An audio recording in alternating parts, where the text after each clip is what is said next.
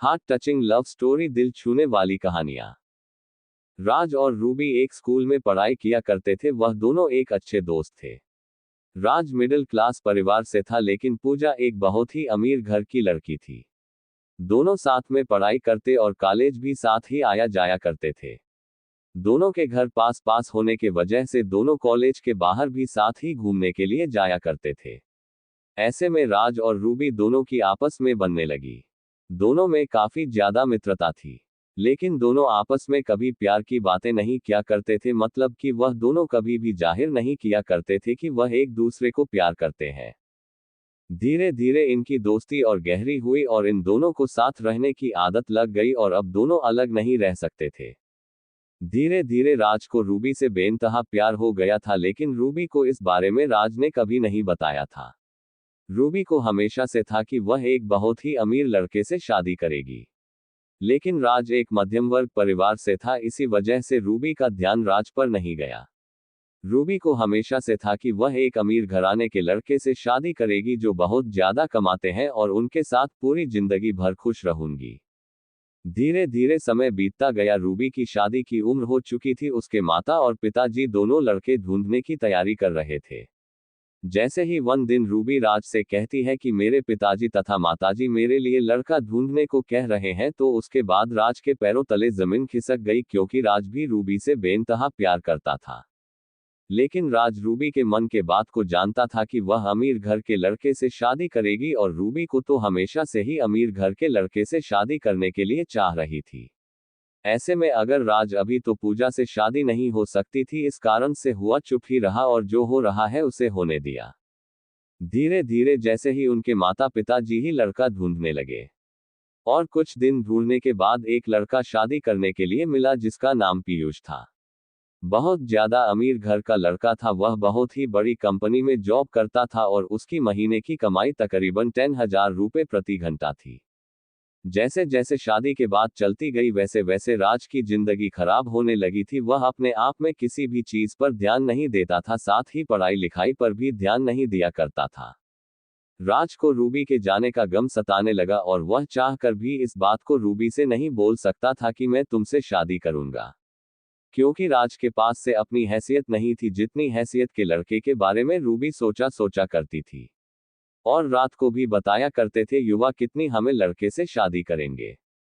लेकिन राज रूबी के मन के बात को जानता था कि वह अमीर घर के लड़के से शादी करेगी और रूबी को तो हमेशा से ही अमीर घर के लड़के से शादी करने के लिए चाह रही थी। ऐसे में अगर राज अभी तो पूजा से शादी नहीं हो सकती थी, इस कारण से हुआ चुप ही रहा और जो हो रहा है उसे होने दिया। धीरे धीरे जैसे ही उनके माता पिताजी ही लड़का ढूंढने लगे, और कुछ दिन ढूंढने के बाद एक लड़का शादी करने के लिए मिला जिसका नाम पीयूष था। बहुत ज्यादा अमीर घर का लड़का था। वह बहुत ही बड़ी कंपनी में जॉब करता था और उसकी महीने की कमाई तकरीबन 10,000 रुपए प्रति घंटा थी। जैसे जैसे शादी के बाद चलती गई, वैसे वैसे राज की जिंदगी खराब होने लगी थी। वह अपने आप में किसी भी चीज पर ध्यान नहीं देता था, साथ ही पढ़ाई लिखाई पर भी ध्यान नहीं दिया करता था। राज को रूबी के जाने का गम सताने लगा और वह चाहकर भी इस बात को रूबी से नहीं बोल सकता था कि मैं तुमसे शादी करूंगा, क्योंकि राज के पास से अपनी हैसियत नहीं थी, जितनी हैसियत के लड़के के बारे में रूबी सोचा करती थी। और रात को भी बताया करते थे युवा कितनी हमें लड़के से शादी करेंगे। रूबी के शादी की बात फाइनल होने लगी थी, और राज के बारे में काफी लोगों की बहुत ज्यादा पता था कि यह दोनों हमेशा साथ में रहते थे, इसलिए ऐसा लगता है कि दोनों की शादी एक ही साथ हो। उसके कुछ दिन बाद रूबी राज से कहती है कि मेरी तो शादी होने वाली है, क्या तुम अपनी शादी नहीं करोगे? राज कहता है कि मेरी शादी का क्या है, मैं तो शादी कर ही लूंगा, पहले तुम अपनी शादी कर लो, उसके बाद मैं भी शादी कर ही लूंगा। धीरे धीरे समय बीतता गया और रूबी की शादी नजदीक आ रही थी। जैसे जैसे रूबी की शादी नजदीक आ रही थी, वैसे वैसे राज का जीना मुश्किल होने लगा गया था। वह अपनी इस प्रेम कहानी, लव स्टोरी इन हिंदी, के बारे में किसी से कुछ नहीं कहना चाहता था, और लोगों को भी ये पता नहीं चल पा रहा था कि राज रूबी से प्यार करता है। जैसे जैसे पूजा की शादी नजदीक आ रही थी, वैसे वैसे राज की जिंदगी में बेचैनी सता रही थी और बेदर्द जिंदगी शुरू हो रही थी। जैसा कि आप सभी लोगों को रुलाने वाली लव स्टोरी बहुत ज्यादा पसंद है, ठीक उसी प्रकार का दर्द इस कहानी में भी है।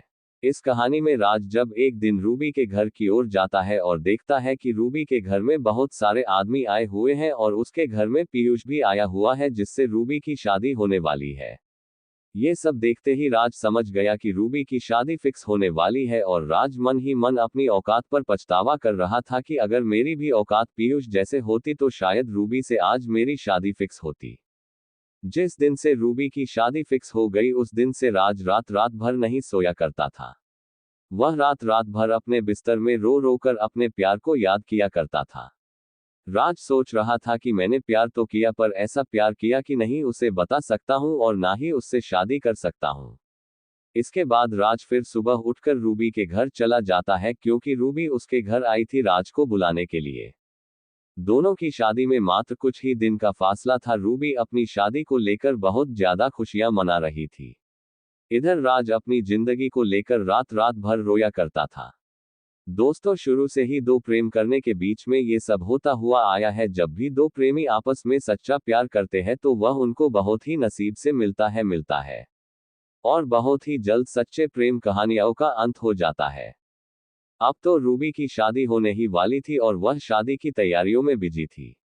रूबी राज को अपने साथ कभी मार्केट तो कभी कपड़े खरीदने तो कभी सोनार के यहाँ लेकर जाती। राज बेचारा रूबी की शादी को लेकर बहुत ज्यादा तैयारियां कर रहा था। राज मन ही मन बहुत ज्यादा उदास था, वह इसलिए कि उसकी जिंदगी में से रूबी जाने वाली है, लेकिन फिर भी वह किसी से कुछ भी नहीं कह रहा था। अब तो रूबी के सगाई का दिन भी आ गया था। जिस दिन रूबी की सगाई पीयूष से होने वाली थी फिर उसके एक दिन बाद रूबी की शादी थी। सभी मेहमान लोग आ चुके थे। राज मेहमानों की खातिरदारी में लगा हुआ था और कुछ ही देर में बाराती भी आने वाले थे रूबी के और वह बाराती की खातिरदारी अथवा सम्मान करने के लिए तत्पर खड़ा था। आपको बता दें कि दिल में इतना ज्यादा दर्द लिए अपनी प्यार की कहानी किसी को बताए बिना एकदम चुपचाप सब कुछ जानकर वह अनजान था।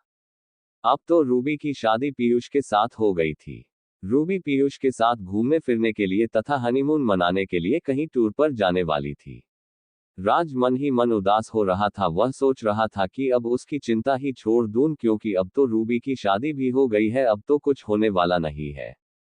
पीयूष और रूबी दोनों साथ में घूमने के लिए टूर पर चले जाते हैं। दोनों शॉपिंग करने के लिए मॉल के अंदर जाते हैं तो पीयूष को किसी प्रकार का काम लग जाता है। वह कहता है कि तुम गाड़ी लेकर घर चलो, मैं काम करके घर वापस आ जाऊंगा, और पीयूष अपना मोबाइल गाड़ी में ही भूल जाता है। मॉल से जैसे ही गाड़ी लेकर रूबी घर आ रही होती थी तभी पीयूष के मोबाइल में एक लड़की का फोन आता है जिसका फोटो भी उसके कॉलर आईडी पर लगा हुआ होता है। वह लड़की तो नहीं ज्यादा सेक्सी थी, नग्न अवस्था में फोटो लगा हुआ था। ये देखकर रूबी को गुस्सा आ गया और उन्होंने सोचा कि ये कौन लड़की है जो मेरे पति को फोन करती है। रूबी राज का फोन उठाती है। फोन उठते ही उधर से आवाज आती है, तुम कहां पर हो जानू, लग रहा है मुझे छोड़कर कहीं चले गए हो या तुम्हें कोई दूसरी मिल गई है, अब तो तुम मुझे फोन भी नहीं करते हो। ये सब सुनकर रूबी को मन ही मन बहुत ज्यादा गुस्सा आ जाता है। वह फोन काट देती है और वह गुस्से में ही गाड़ी ड्राइव करती है। बहुत ज्यादा गुस्से में होने की वजह से वह गाड़ी इधर उधर और बहुत ही स्पीड में चलाने लगती है। गाड़ी स्पीड में ही होती है और अचानक से उसके सामने एक बहुत बड़ी गाड़ी आ जाती है और वह बहुत तेज होने की वजह से गाड़ी को कंट्रोल नहीं कर पाती है और उस गाड़ी में जाकर टक्कर मार देती है। जैसे ही रूबी को टक्कर लगता है वह बेहोश हो जाती है। अब तो रूबी की बहुत ज्यादा हालत खराब हो गई थी, उसके सर पर बहुत ज्यादा चोट आ जाती है और सर से बहुत ज्यादा खून निकलने लगता है। जैसे ही यह खबर रूबी के घर वाले तथा राज को मिलती है वह तुरंत ही दौड़े दौड़े शहर चले जाते हैं और वहां पहुंचकर रूबी को हॉस्पिटल लेकर चले जाते हैं।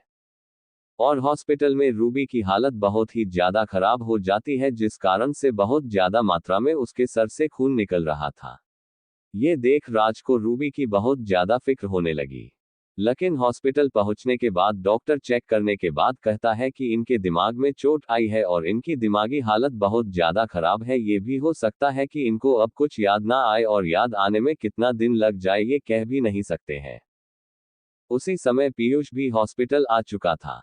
डॉक्टर की यह बातें सुन पीयूष कहता है कि अगर इसकी याददाश्त नहीं आएगी तो मैं इसे नहीं रखूंगा। अगर इसकी स्वास्थ्य सही नहीं रहेगी तो ये मेरा कौन सा काम आएगी। इससे बेहतर होगा कि मैं कोई दूसरा शादी कर लूंगा। पीयूष ने ये बात रूबी के माता पिता और राज से कहता है।